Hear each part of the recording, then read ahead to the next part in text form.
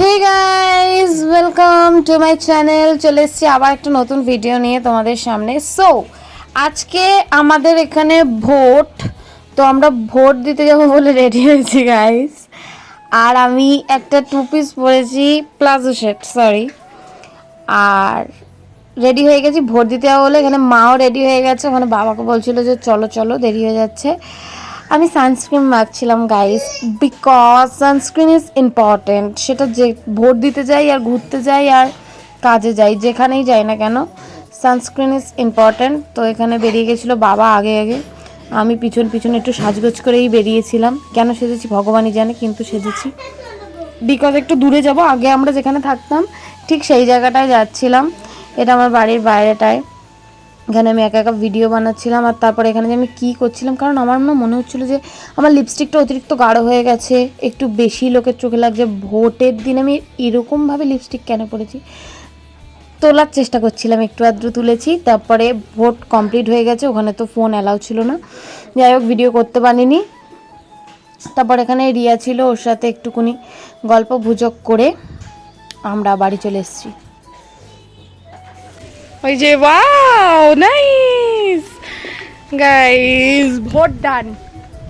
এ টাকা ভোট ডান, ও নাটা, বেসিক্যালি ও নাটা। তো এবার আমরা বাড়ি যাবো ভেবেছিলাম, তারপরে মনে হলো যে না, একটু রিয়ার বাড়ির ওখানে যাই, যেহেতু রিয়ার বাড়ির পাশেই আমাদের বুথে ভোট হচ্ছিলো। তো আমরা ওখানেই থাকতাম, রিয়ার বাড়ির ওখানেই আগে আমরা থাকতাম।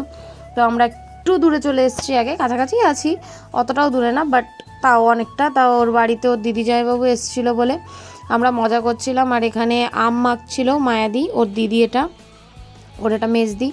তো ওর আম্মা কাটাকা খেয়ে আমরা বাড়ি চলে এসেছি, আমি বাড়ি চলে এসেছি। এখানে বাড়ি আসতে না আসতে দেখছি সন্ধেবেলা ঘর থেকে বেরিয়ে আগুন ধরে গেছে তারে, মানে তার থেকে গাছে আগুন ধরে গেছে মনে হয়, মানে নারকেল পাতাটায় আগুন ধরে গেছে, ওটা পাতায় ধরেছে ভাবো। মানে তারেও চিরচির চিরচির করছিল, কিছু আওয়াজ হচ্ছিলো, বিভৎসভাবে আগুন ধরেছে, মানে পাতাটা পুরো জ্বলছে, আমরা দেখতে পাচ্ছি এখানে দাঁড়িয়ে দাঁড়িয়ে। আর ওয়েদারটা এত সুন্দর ছিল, এত সুন্দর ছিল কি বলবো, মানে জাস্ট মানে অ্যামেজিং ছিল ওয়েদারটা। মানে যেরকম হাওয়া দিচ্ছিল সেরকম ঠান্ডা ঠান্ডা ওয়েদার ছিল। এখানে সজনে ফুলগুলো এত সুন্দর লাগছে দেখতে গাইস, সজনে ফুল এত সুন্দর। আর এটা আমাদের বাড়ির রাস্তা, লাইটগুলো সন্ধ্যেবেলা এতটাই সুন্দর লাগে দেখতে, কি বলবো, দেখতেই পেলে কতটা সুন্দর লাগে রাস্তাটা দেখতে। দেখো কত সুন্দর লাগছে, লাইটটা এখানে পড়েছে, কত সুন্দর লাগছে না। তো সারা রাস্তাটাই এরকম করা, ইভেন পুরো শহরটাই এরকম, আমাদের ক্যানিং পুরো শহরটাই এরকম সাদা নীল সাদা নীল সাদা নীল, সব জায়গায় লাইট।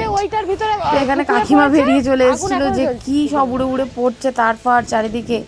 তো এখানে আমার দিদি দাঁড়িয়েছিল, ও সঙ্গে সঙ্গে বলার সঙ্গে সঙ্গে কারেন্ট ঠাস গাইস চলে গেল কারেন্ট। একটু ঝড় উঠলো না উঠলো, ওয়েদারটা একটু ভালো হলো, সঙ্গে সঙ্গে কারেন্ট চলে গেল।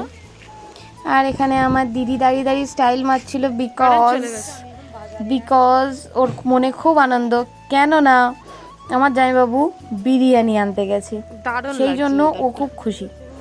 তো রাত্রেবেলা আমরা বিরিয়ানি নিয়েই বসে পড়েছি ডিনার করতে। তো ডিনারে আজকে ছিল বিরিয়ানি। তো জাস্ট পিসগুলো দেখাচ্ছে, মানে আমাদের সবার আলুর সাইজগুলো দেখেছো তো কত সুন্দর, পিসগুলো মাংসের পিসগুলো সবার একই টাইপ পড়েছে, মানে একই পিস সবারই পড়েছে একই রকম।